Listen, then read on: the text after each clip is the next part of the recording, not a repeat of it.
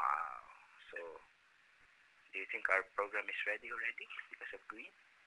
No, because we're not exercising enough of the program, of course, obviously. So, see, answer is true. Complexity is met for B0, B9, let's say, yeah, $1, A, B, C. Okay, so let's see. Will this pass? That's 1, 2, 3, 4, 5, 6, 7, 8, 9 characters. So, siguro naman, pasada na yan, no?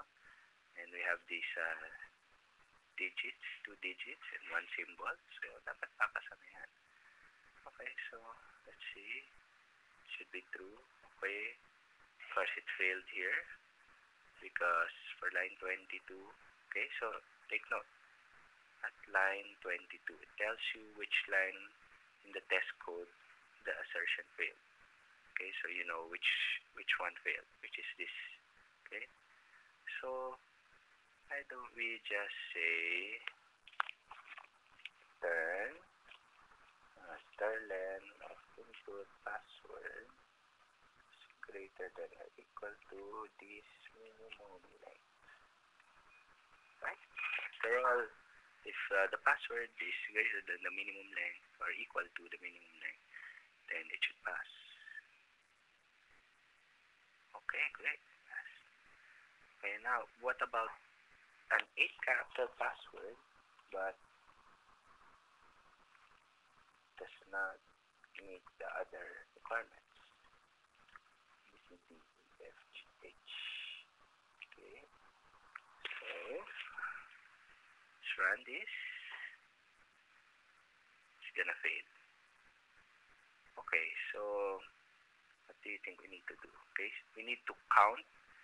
Then we have to iterate through each character of the input and figure out if it's alphabetic or numeric or symbol, right? So should we do that here? Okay, we'll have count here. Okay, I think what we should do is that we have to move it somewhere else. Maybe this is meant for method should not be doing many things. It should only be checking for compliance. But the actual method for counting, I think it should move to another method. Make it simpler. SRP, Single Responsibility Principle. Okay, so with that, why don't we cheat a little? Let's comment this out. Okay, so tingnan natin. Yehey, green. So pwede na ba i-submit kay boss tong program natin? Diba, no? Okay, so let's start a different test. Let's say test count digits.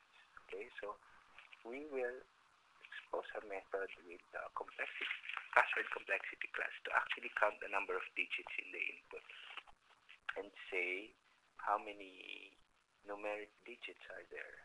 Of course, digits, numeric naman talaga yun. Okay, so say new password complexity. Okay, this search equal to, let's say, 0 complexity count digits. Okay, ABC. So, walang digits dyan, no? So, talagang 0 yung result. Okay, you run the test, and then again, undefined password method. Okay, so we define that method. Function count digits input password. Okay, so return 0 ba natin? Obviously, papasa na siya dito, pero next time hindi na siya papasa, diba? Okay. It's up to you if you want to go through this step or not. To me, it depends. If I'm in a hurry, I go straight to the implementation I want. But sometimes it's hard because you jump quickly and you find out that your code is not testable in units or in small units. So So sometimes it pays to do this thing. You find that you'll realize it more in practice.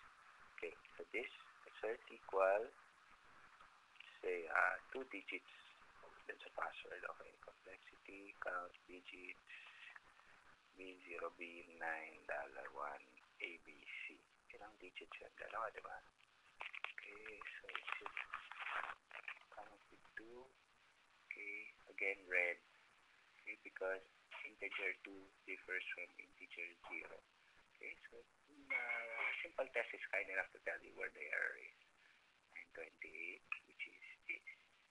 Okay, so why don't we jump into the real thing? Yeah, okay, num digits equals 0. Return $num digits. And run a for loop for $I, favorite variable. Yes, then Sterling input password. $I plus plus. Okay. If $input password $I greater equal to 0 and $input password teka, baba na natin para mag-basahin. $I is less than equal to 9. Obviously, hindi pwede yan. We'll do that. And do this.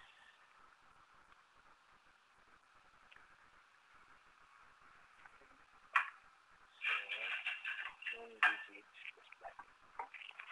Yan. Tingnan mo, tama na kaya to? Okay.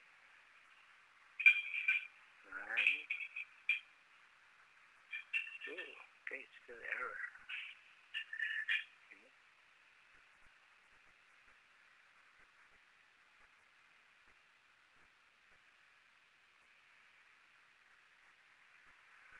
Okay. Let's see, count digits. Okay. So, there's the error here.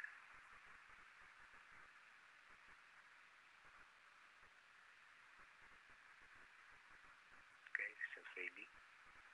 Because it says differs from integer 3. Oh, okay. So we actually had 3 digits there. Yes, we have. Yan. So wrong input pala tayo. Let's take away 1 character pala. Okay, wrong input pala tayo. Yan. 8 passes. Great. Okay, so let's just make sure this thing really tells us the truth. Set equal to 8. Complexity, count digits, 98765.32. Oh, yan, 8 digits talaga yan.